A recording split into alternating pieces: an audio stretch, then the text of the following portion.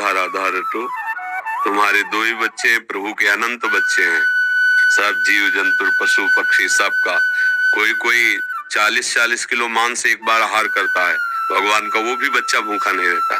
मतलब जैसे पशु पक्षी ऐसे ऐसे, अब जैसे हाथी है उसे मनों में चाहिए, कुंतलों में आहार चाहिए, लेकिन भगवान उसको भी भूखा नहीं देते, वो भी स्वस्थ रहता है। मांसाहारी पशुओं को मांस देते हैं, भगवान जिसको जो चाहे वो भोजन देते हैं। तो इसलिए हमें अपने बच्चों के लिए प्रयास करना है, पर दुखी नहीं होना है।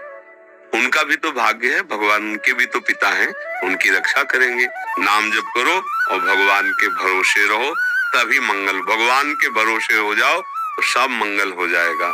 हम मान लो पति चल गए तो आप कब तक टिकेंगे? हो सकता है कि आप बच्चों की परवरिश लायक न रहे, फिर कौन करेगा? दुखी मत हो। सर्वलोक महेश्वर भगवान, एक बार सोजा जी का चरित्र हमने कई बार सुनाया है कि उनको गृहस्थी से वैराग्य हुआ। भक्त थे, ब्याह हुआ और नया बच्चा प्रकट हुआ, जब तो वैराग्य हुआ। वो सब देख कर उनको बस अब निरंतर भजन करेंगे। पत्नी से कहा कि धर्म कहता है कि जब वैराग्य की भावना हो तो पत्नी को सूचना देनी चाहिए। हम आपको सूचित करते हैं, हम कल सुबह 3 बजे घर से भाग जाएंगे। तो उसने कहा हम आपके साथ चलेंगे। बोले आपका धर्म है, आप चल सकते हो, पर कुछ भी साथ लेके नहीं। जैसे हम कष्ट में जीवन व्यतीत करेंगे वैसे होगा। चल पड़े, अंधेरा था। वो पीछे पीछे थोड़ा कदम, तो उन्होंने कहा कुछ लिए हो क्या पीछे? तो उनका पुत्र को ले कहा था, कुछ नहीं। पुत्र को क्यों लेके आई? नवजात बालक को गोद में। उनका इसको कहाँ छोड़े? तो बहुत से कीड़े मकोड़े थे। बोले इनका भरण पोषण तुम कर रहे हो, तो भगवान कर रहा है। अगर हमारी आज्ञा मानते हो तो ये छोड़ दो, नहीं वापस लौट जाओ। तो पति प्रेमी थे, पुत्र को छोड़ दिया। अब भजन तो करते रहे, 10-12 वर्ष हो गए, पर माँ का हृदय बार बार प्रश्न करता कि क्या हुआ होगा मेरे बच्चे को। सोजा जी ने देखा कि इनकी मना स्थिति जो है, तो उनका चलो एक बार गांव चलते हैं। तो अपनी जन्मभूमि के दूर रुके, गांव के लोग आए तो बाल बढ़ गए थे, सहसा नहीं पहचान पाए। तो उन्होंने कहा कि तुम्हारे गांव में एक सोजा जी रहते थे, और जब वैराग्य से घर से निकले तो उनकी पत्नी पुत्र लेके निकली थी, तुम्हें पता है उस पुत्र का क्या हुआ? उनका हाँ, जी सोझा जी गए तो सोझा जी के मित्र थे राजा, उन्होंने अपने सैनिकों से खोज करवाई। तो जब खोज करवाई तो पुत्र मिल गया।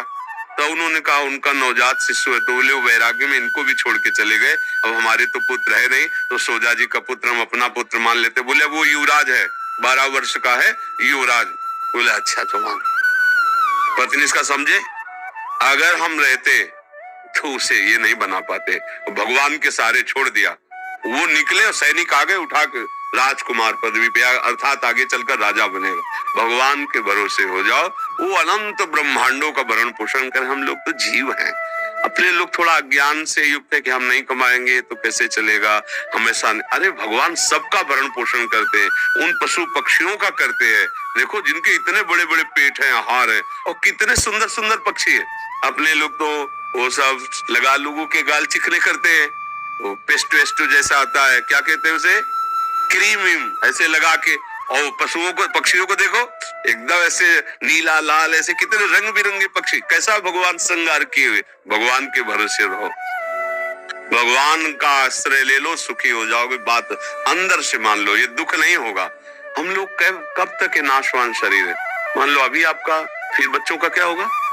आप निश्चिंत रहो, वो भगवान है, वो आज तक कभी ऐसा नहीं हुआ, वो अनाथों का नाथ है। आप जितना सुख नहीं पहुंचा सकते उतना वो सुख पहुंचाते हैं। जब तक अहंकार रहता है तब तक लगता है कि मैं कर रहा हूं, जब अहंकार गलित हो जाता है तो दिखाई देता है कि वही विश्व ब्रह्मांड में उसी का सारा खेल चल रहा है। केवल हम अज्ञान से समझते हैं कि अगर हम अपने परिवार का भरण पोषण न करें तो परिवार मर जाएगा, लेकिन जब वो मर जाता है तो अच्छे से परिवार का भरण पोषण होता है। थोड़े दिन शोक रहता है, फिर वैसे ही सब। तो इसलिए सावधान रहो, नाम जप करो, तो भगवद आश्रित रहो। भगवान सबका भरण पोषण करते हैं, तुम्हारे बच्चे का भी भरण पोषण वही करेंगे।